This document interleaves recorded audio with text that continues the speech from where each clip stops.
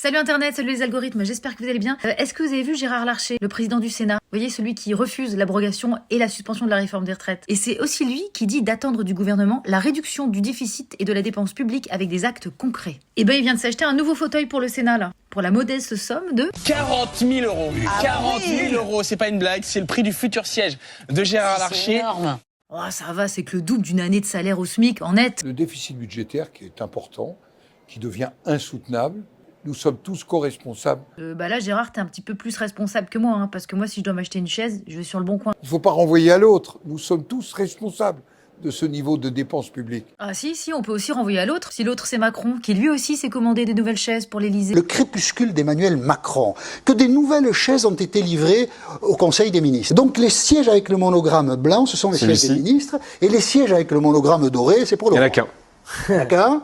Et c'est donc pour Emmanuel Macron qui, depuis quelque temps, se fait servir en premier lors des déjeuners, des dîners. Valéry Giscard d'Estaing, à la fin de son quinquennat, faisait pareil. Et le papier formidable, vraiment lisez-le, montre un président qui nie la réalité dans laquelle il est, c'est-à-dire il est un peu dans la mouise, mais qui au contraire pense qu'il a eu raison de dissoudre et que, après tout va bien. Fauteuil à 40 000 euros ou chaise brodée à leur fin, vous vous souvenez de ce que disait Montaigne? Sur le plus beau trône du monde, on n'est jamais assis que sur son cul. Nous vivons la fin de ce qui pouvait apparaître comme une abondance.